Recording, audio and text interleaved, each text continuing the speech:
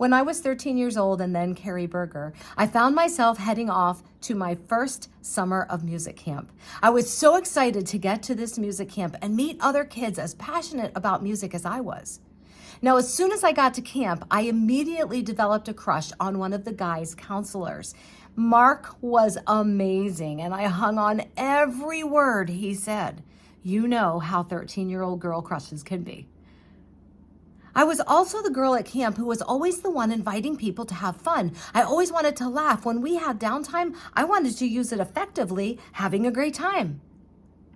And one day, one of my roommates called me into our room and she said, "Care, come with me, I have to tell you something. Mark's got a nickname for you." And I just felt myself going all gooey inside. Mark's got a nickname for me? I knew this was going to be the most fabulous nickname ever. And then she said these words: "Mark is referring to you as the Berger Broadcasting System because you're too loud, you're too outgoing, you're too much." I was devastated. I cried as if my heart would break into a million pieces. To his credit, Mark apologized and he was sincere, but the effect of his words had been made. And I knew I needed to become quiet and demure because those girls are likable. The outgoing ones are not.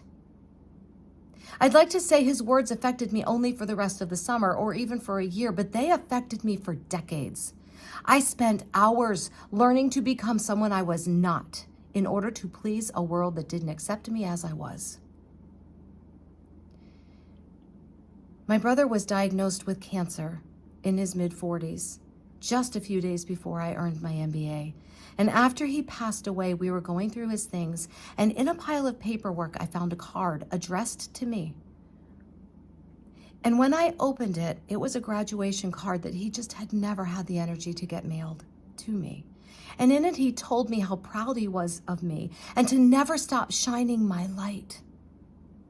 And those words had a great impact on me. And that little 13-year-old girl that I'd locked away started knocking on the door, asking to be let out. And I let her out. And I started to step into who I truly was created to become. We are going to hear many words about us through our lives. And it's the words we give the strength to that give our lives the outcome that we have. Make sure that you are giving strength to the positive words and the encouraging people in your life, because that is when we truly become unstoppable.